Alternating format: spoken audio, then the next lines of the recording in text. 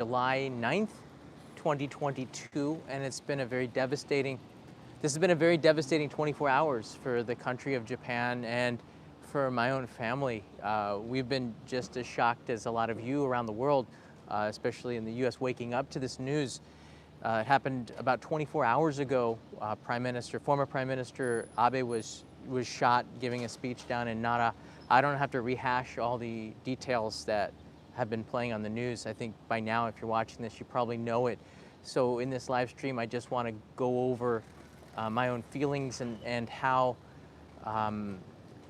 former Prime Minister Abe really shaped what I do as a YouTuber and how people see Japan, because he is the longest serving Prime Minister of Japan. I believe it was 8 years and 8 months or something like that, which is a significant amount of time because he followed a string of failed prime ministers who couldn't last a year, which was a very difficult situation for the country. Well, I have newspapers right here, all the front page headlines and whatnot, and I've been asked by hundreds of messages from a lot of the viewers around the world to make a comment on it and talk a little bit about it. And I think this morning we're coming to grips with what had happened, and I think I'm ready to talk a little bit about it. I'm going to leave my bicycle here, and we're going to walk over to the river.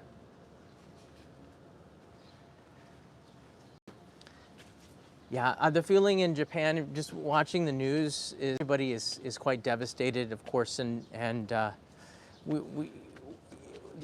just 24 hours ago he was here, and he's not. And whenever you have a leader who was so influential and so, I guess you could say, powerful, because he really did get many things done here, because he was here Prime Minister for 8 years. I think this is a nice spot down by the river. For me personally, you know, I was about to do a live stream yesterday with Peter. We were just talking about what to do when the news broke on his smartphone, and of course we didn't go through with it. We went home to go to the TV, and from about noon to 6 p.m., I believe most of the country was glued to the TV, just seeing his condition and hoping that he would be able to make it through. And I guess around 6 p.m. it was, the doctor that was operating on him announced that he had passed away, and we were in shock. I remember turning to Kanai, and we just really didn't have any words. I guess I can sit down right here. It's a Saturday here in Tokyo. It's pretty quiet. This is the election time, so this is happening at a very weird time. So you see space boat coming down the Sumida River here in central Tokyo. So let me just go over the headlines. I don't want this to be a political thing. This is not. This is absolutely about remembering the legacy that he left behind. And again, as a YouTube creator, in 2011, after the Great Tohoku earthquake and tsunami, people were leaving Japan. There weren't a lot of people who saw Japan as a tourist destination, let alone wanting to live here. And when he took office in 2012, that was about the same time as I was really considering launching Only in Japan, a way to promote Japan, because I felt really bad that people, I don't know, when you heard the words Fukushima, you thought really negatively about the country, and having, you know, someone who had lived in Fukushima, I had a lot of, I don't know, I just felt really bad about that. And that's primarily where this series comes from.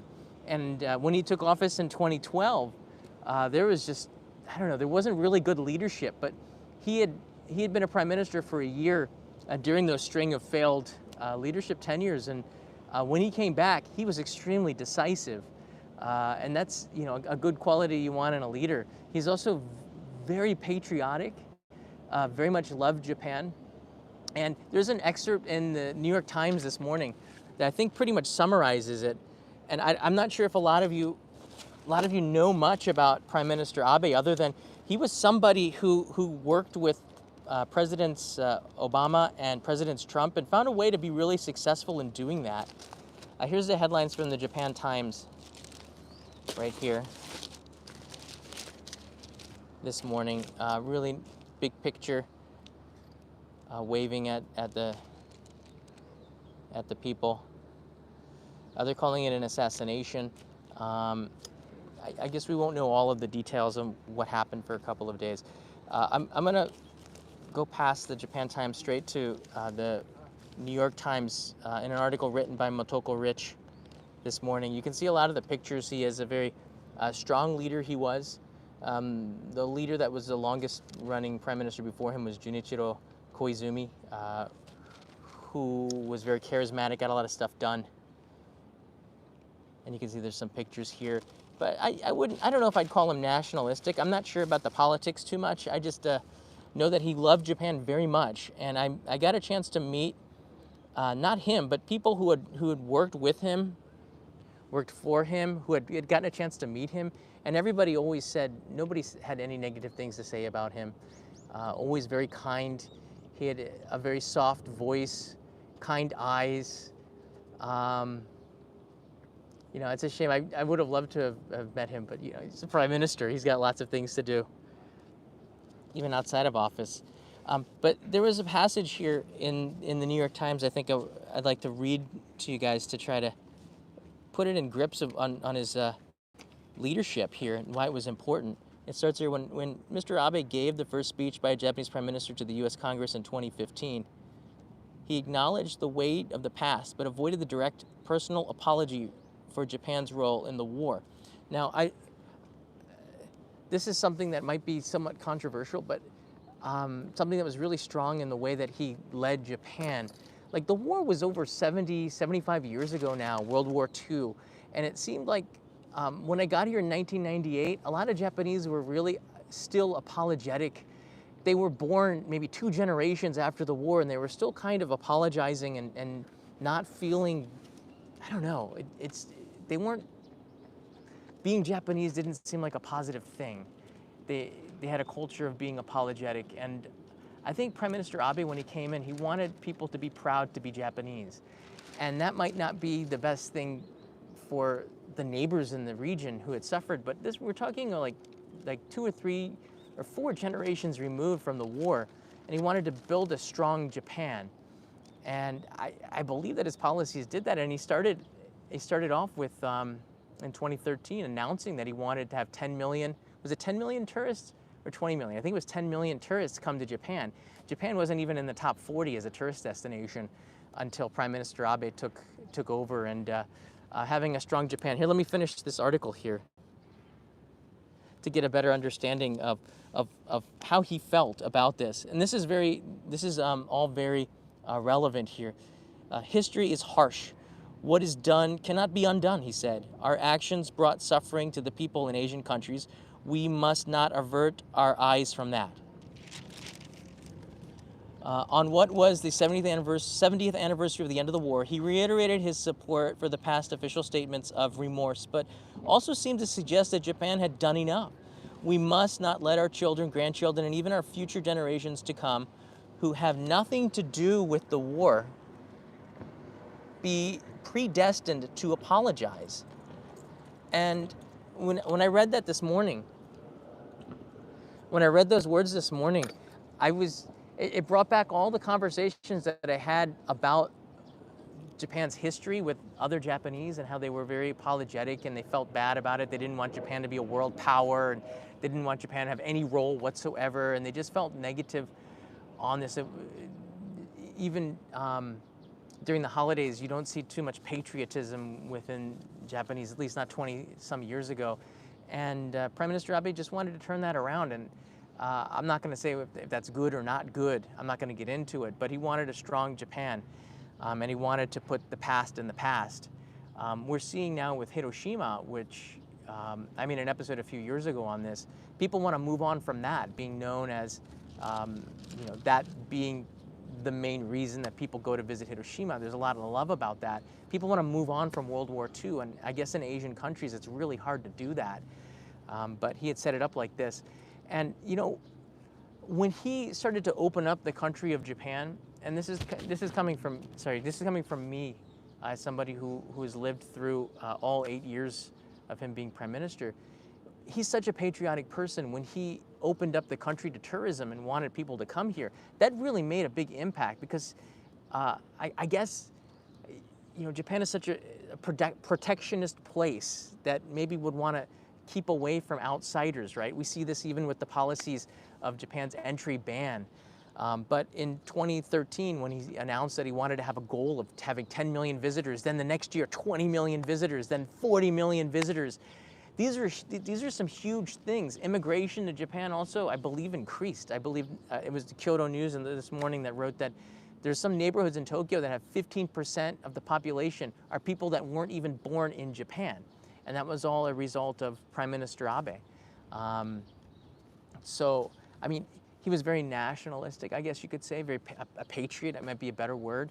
But he was also very open and understanding that you had to let people in order to, I guess, build a country that with a declining population. But also, I also noticed a result from 2013 when Japan started to open up to tourism to today.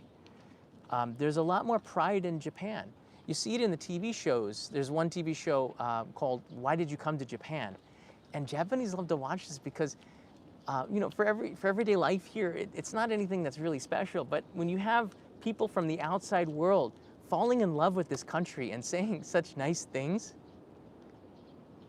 that means a lot to the people here, I think. And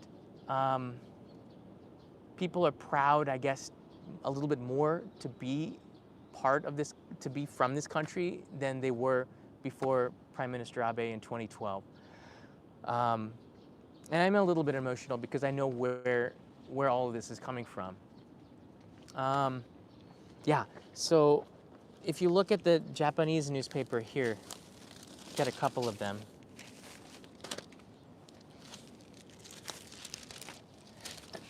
Wow, this is so hard.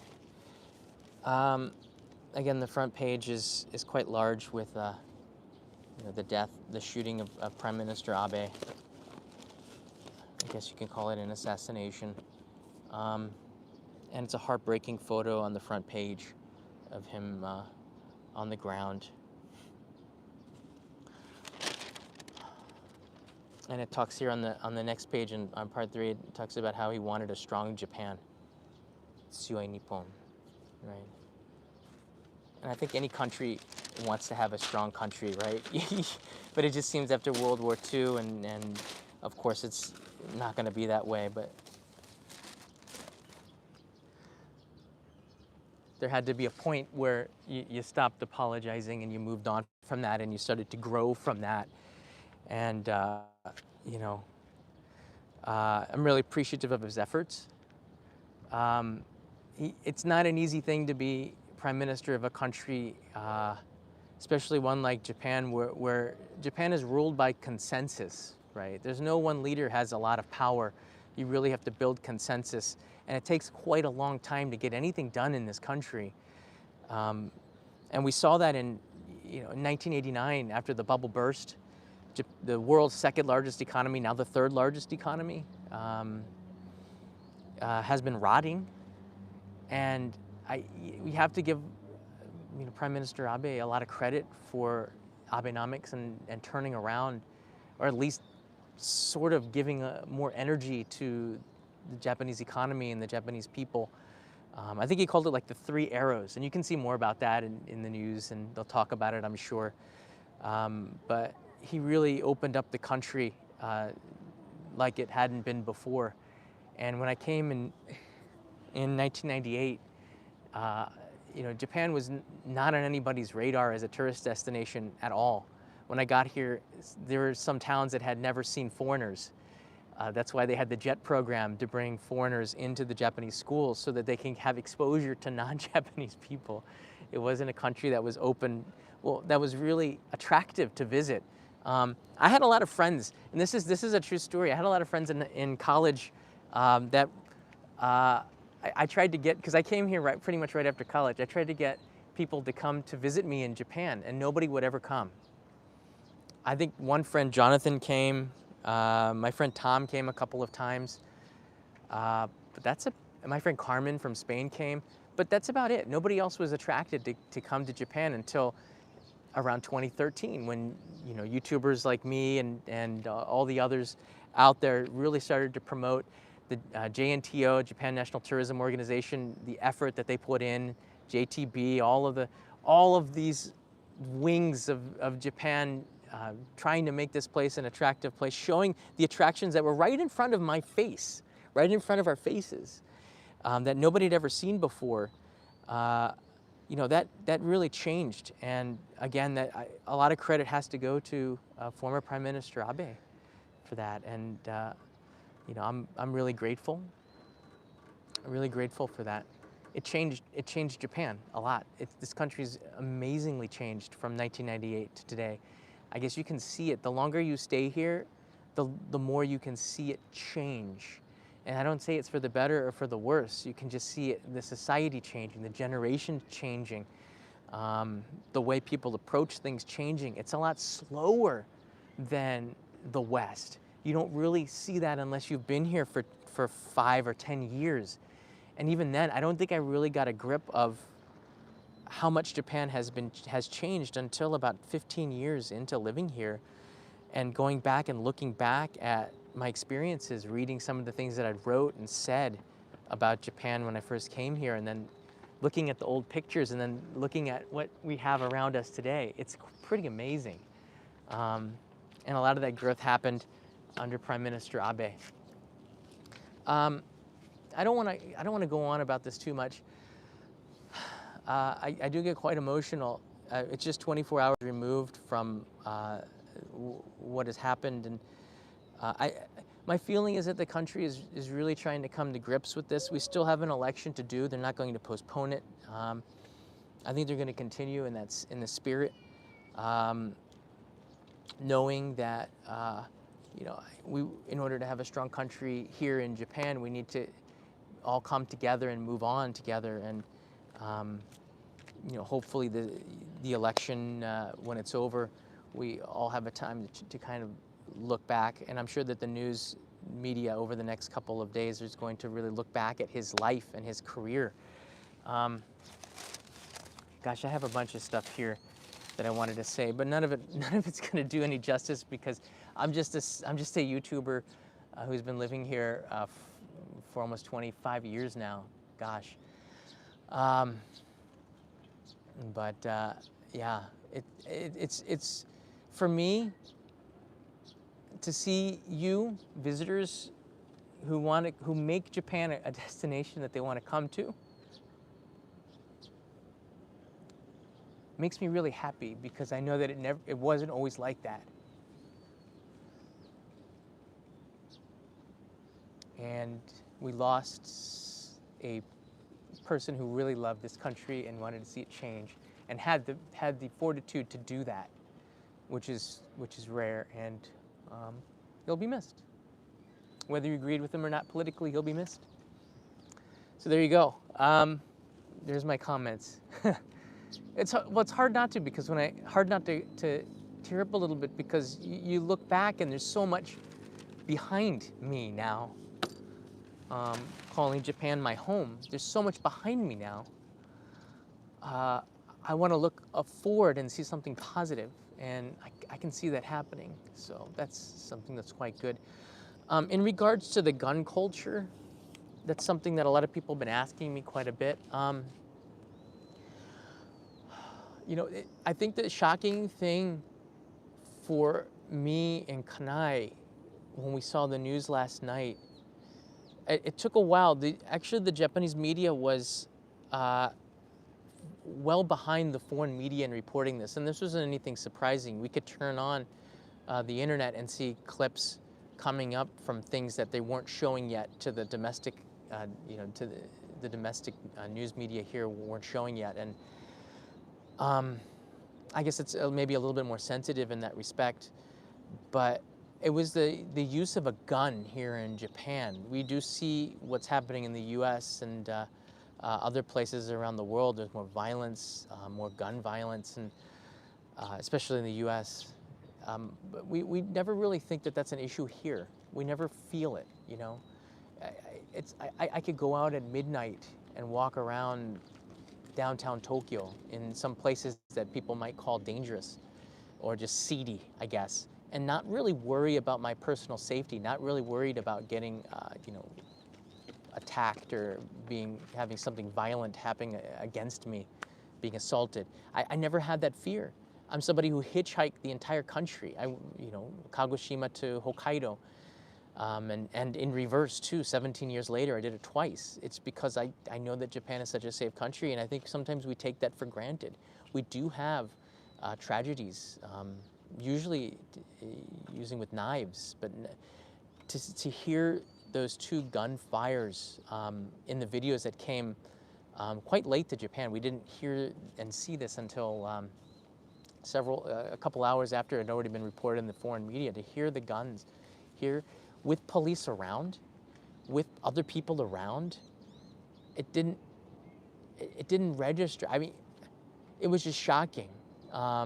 Again, this is such a peaceful country, right? You don't come to Japan thinking that any harm is going to come to you, and maybe we do take that for granted sometimes, and maybe the police did, and I'm sure in hindsight they're going to do a lot of checking to see what went wrong, and we're going to see this in the news media as well internationally on how this could happen. That was as shocking as the loss that this could happen, and even if it wasn't,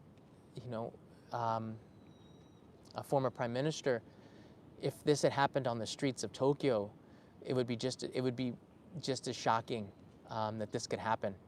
I don't have to go into the details. Again, you've probably seen this on the news, and I'm just talking about my opinions as someone who lived here for 25 years, and my feelings and what I'm gathering from the Japan news media here, and the feeling of the people and our family here in Japan. It's a hard 24 hours. And I don't know, this weekend is going to be really tough too. We just kind of try to move on and remember after these elections, which will be good when it's having them finished. I've been in the U.S. for the last 2 weeks, so I haven't had to deal with the constant noise. I'm actually here instead of downtown in the city, because I'm sure that there are some politicians out there campaigning, and it can get quite loud during the political season. But just to sum everything up here, the country right now is coming to grips with what has happened. I guess in a way I'm still kind of in shock. But the things that happened in the last 10 years as a result of the leadership of Prime Minister Abe were pretty huge. And I think the country is a much better place as a result of it. And I think looking at the New York Times and some of the other newspapers here, they give you kind of a clip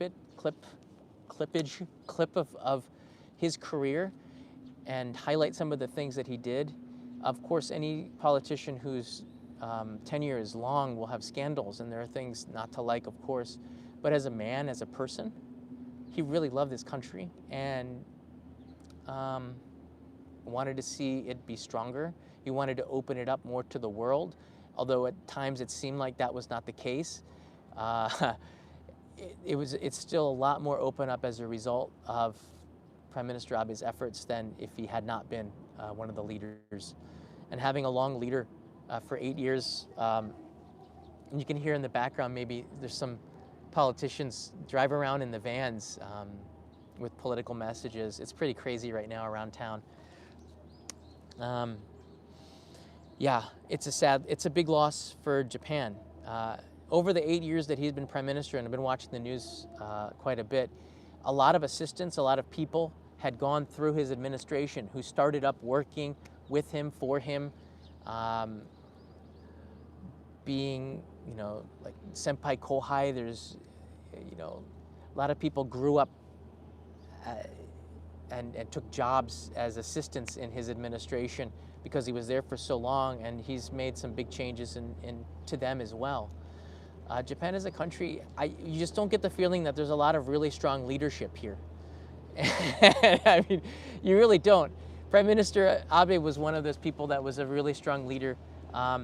You could see it in the way that he could embrace both President Obama and President Trump for the good of the Japanese people. And there's a lot to love about a person who can do something like that.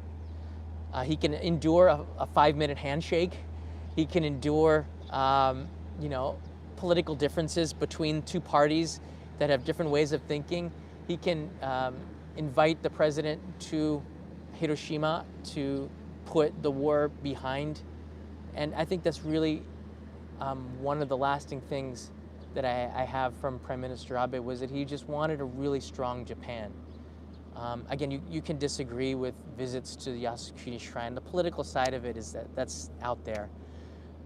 But what his hopes were for this country, I hope this country does become stronger, and I hope that tourism returns really quickly, so a lot of you can come here and see how great this country is, how safe it is, how beautiful it is, how delicious the food is, how nice the people are, how much this country has changing, how technologically advanced and unadvanced, as we still have newspapers, people reading, the circulations of newspapers are quite high. That is one of my hopes, and I hope you all can come here and see this great thing.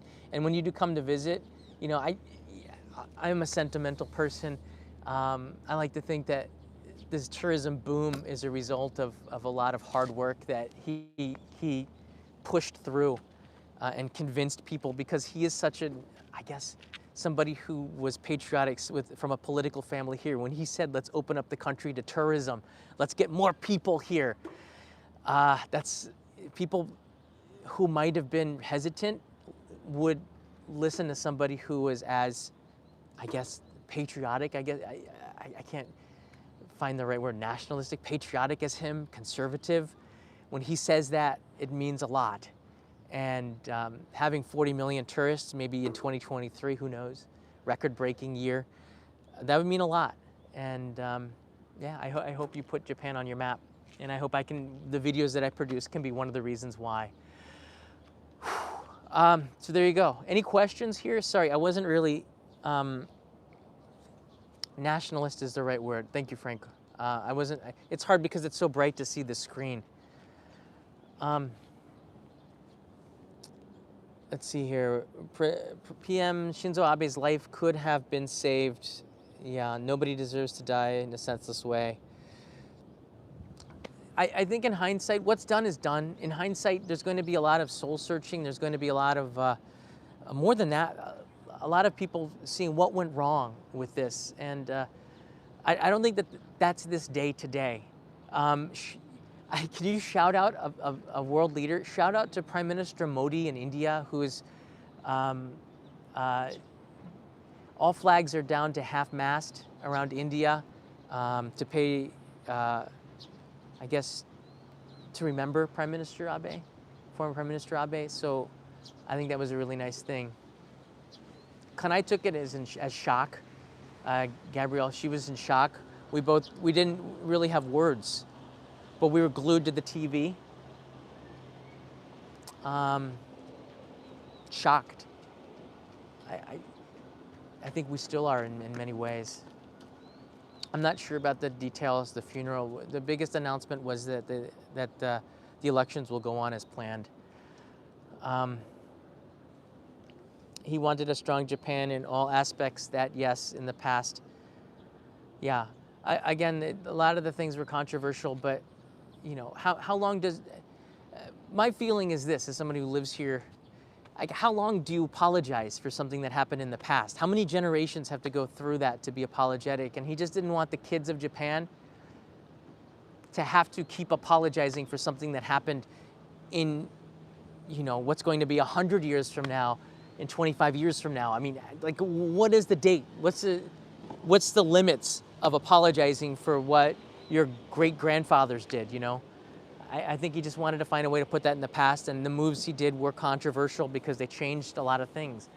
But a strong Japan is something that the citizens could feel pride in, you know, being Japanese. And now that I have a family here, I would, as someone who's American and very proud of being American, I hope that they would be proud of being Japanese, right? Would want that.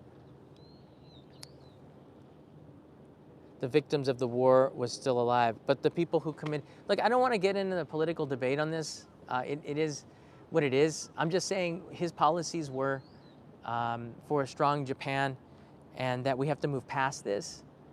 And I think he really set a good example and helped to get to another step to move past it. It was an important step, and it was a really hard step, and I don't think a lot of leaders could have done that. Let's see here. I still consider Japan to be one of the safest countries. I saw that before. Yeah, again, I've never had any crime. I've never been assaulted. Only once or twice have I seen anything violent happen. And usually it was a result of somebody who was maybe not mentally all there. I see a lot of stuff on the subways, which probably, shouldn't happen, but yeah, I don't know. There's a lot that you can talk about with Japan that's wrong, but there's so much that's right too, I always focus on the positives as much as I can. Devastated, writes in Harry, as I followed the trending news last night, looked you up in case you were covering the sad news. How did this happen? The newspapers are all reporting that. John, what was terrifying for me watching the footage, this comes from Miracle Emery, was the reaction of the bystanders. No one ran, no one ducked. They stood there confused, like, where did that loud noise come from? Exactly. That's, for us, when we heard gunfire, I don't think that's something that we recognize because we never hear it here. Maybe the blast of a fireworks or something, but again, it didn't register to the people there because it's just not a sound that we're used to. Even watching movies and whatnot, not in public, not with police around, not in a political speech. It's shocking. Yeah, people hold insane grudges.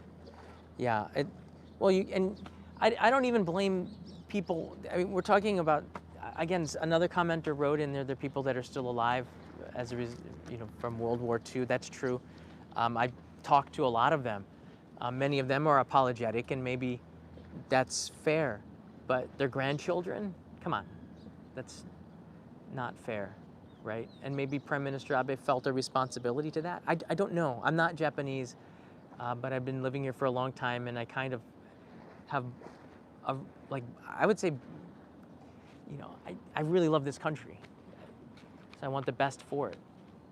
So I am going to be biased to a point. It was an improvised gun, yes. It wasn't. Yeah, they found a bunch in his apartment. Again, you can look at the news for that. I'm not going to talk about what's going on with the shooter and what has happened, because the news has just done, all of the news has done such a good job of it. It's not necessary. It didn't register for Abe as he turned around. I'm sure it didn't. I'm sure nobody thought that something like this could happen in Japan. Again, that's another reason why we're all kind of shocked that this could happen here. Helen writes in here, the sins of the fathers, not the sins of the sons. What goes on in the subways in Japan? Sometimes stuff happens. There's some men who might be messed up in the head, and that's a whole nother issue, but I would consider that to be some sort of violence, so it's not good. Chikan is the word, right? Again, that's something you can look up if you want to, but Japan has its share of problems, absolutely. It's not a perfect place, and I think every politician who takes this job as prime minister is not going to be perfect, and they understand it's not a perfect place, but you have to have the will to do your best for the people that you represent, and I think Abe-san, he's a human. He was human. He's a human being. He's going to make mistakes, but he very much loved his country, very much. As I've talked to people who got a chance to meet him, they took pictures with him, they talked with him, they worked for him, and I got a chance to talk to them, and they always had really nice things to say about him. So, again, you can disagree politically, but as a person, I met a World War II survivor in Nagasaki. He spoke so nice, and even though I spoke only a little Japanese, we bonded. I could feel that he didn't have any malice towards me or other Americans. I made a video on a survivor from Hiroshima as well, and talk with the people. I lived in Hiroshima, and I was worried. Well, I lived in Hiroshima in 1999, and when I moved there, I was worried, and I said, I wonder if they feel upset at Americans because of what had happened, and you just don't know. And it was the opposite. It happened. They moved on, and even the city of Hiroshima, I believe, is trying to put that in the past and saying, look, we feel bad. We lost a lot of people. The area around the Genbaku Dome, or the atomic bomb dome, which is a memorial, a remembrance, a place where you can remember what had happened. You're starting to see people like paddleboard around it, attractions happening around that. You're starting to see sprouts of life around what was once a huge, huge, huge tragedy that I hope never happens again. And that's only natural that there's a point where we just have to move on from this. And Prime Minister Abe recognized that and took steps as a politician to do something about it. Your mic is low. It could be because I'm using an external mic. It's better than the YouTube app, which, I don't know, has done something weird with the mic. Would you say the media in Japan is also filtered? I think all media is filtered, first of all. I don't know. Every reporter has an editor. So there are editors that are editing every newspaper article. So there's a filter on everything everybody does, pretty much. I have no filter, although this video could be banned. I don't know. But I would say so. And I believe that filter is not a result of just, I believe the filter is a result of culture, too. It's not a political agenda. It's a cultural feeling of sensitivity. So in that sense, they blurred the blood. The first images I saw were from an Indian news outlet on YouTube, and they didn't blur the blood on his shirt. But the Japanese media blurred the blood on his shirt. And again, that's the sensitivity of the domestic media. You know what it is. You don't need to show it sometimes. You don't need to show gore. You don't need to show this because you know what has happened. And sure, they're censored. There will always be violence and evil, no matter what is done or laws that are passed. There's always someone who needs help mentally. Yes. Do you think that will affect tourism? Kelly. I don't think so. It's an event that happened. I don't think that Japan is not a violent country. I don't see. I think this is an outlier. We don't know what has happened, so I'm going to let the authorities do their jobs and reporters do their jobs, and then we'll find out the answers over time. But I think today is not a day where we I don't know, focus on that. And again, I started off this live stream. I just want to focus on the person that we lost, and I think that's what this day is for. And over the course of the next couple of weeks, I'm sure we're going to have more details. The suspect has admitted to what he did. So, I'll let the police dig out what the causes were, and I'm sure that the Japanese media, and by the way, the Japanese media is very aggressive. The questions that they asked of the doctor who was operating on him when he was tired, the first thing that Kanai said was that the Japanese media is super insensitive to ask these questions of the doctor. I was pretty shocked at the Japanese media's questions of the doctor. They really wanted to get into like details that it was not the time to do that.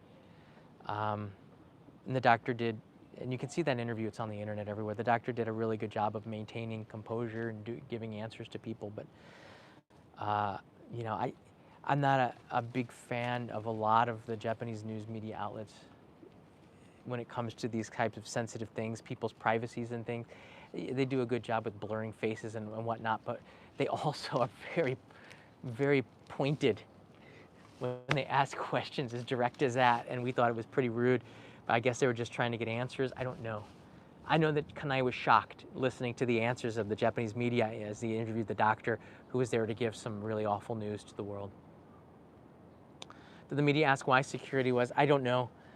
They're asking questions right now. It's the weekend, so you don't get a lot of news reports. A lot of the big news media shows are going to report on this more thoroughly in Japan on Monday, I'm sure. After the elections, you'll hear a lot more news, and I hope that they pay more tribute. We don't like to see anything like this happen anywhere in the world, and that's why it's so shocking that it happened here. Our Discord server over the last 24 hours has been really busy. And I want to say thank you to everybody who's been in there and been very respectful. I know that there's a lot of questions, a lot of it having to pertain to tourism, a lot of your trips and all this, but yeah, I appreciate the respectfulness that everybody has been paying in the servers, and our moderators for doing a very good job. We don't know anything about the funeral and those details, so I'll let the media do its job.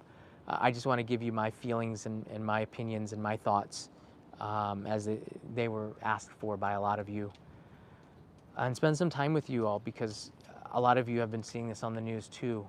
And I feel more connected with the outside world of Japan when I do these live streams. And I think maybe a lot of you might feel more connected with Japan when you watch the live streams that I do here. So it is relevant. Please let this be a sign that we need to be kinder to one another. Very wise words indeed.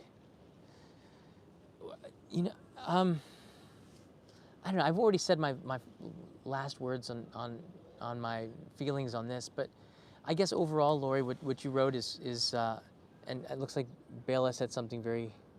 I missed that, Bela. I can't find it. I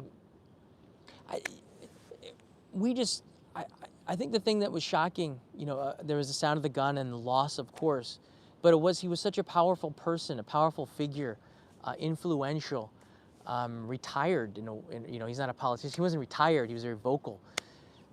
But it makes us think that how precious life is in general, right? Whenever anything happens, any shooting happens, we're getting so used to it in the United States and the news media reporting, but how precious life is that we have. And when we lose anybody, somebody, you know, of course, as a stature of former Prime Minister Abe, who led a very significant life. Every life is significant. Everybody has, I like to think when I meet somebody, everybody has a mother who loves them, a family who loves them. They're an important person to somebody, right? And that makes life very precious, and losing anybody is in this kind of way is very sad. It makes us, and it should be a time where we reflect. It should be a time where we all really reflect, right? There you go. I'm going to leave it at that. In fact, as we see some love going on here, aggressive love. These pigeons are going at it. Is that a mating thing? Not sure. Burn some incense for Prime Minister Abe. I will do that, and probably for a while, and for the country of Japan too.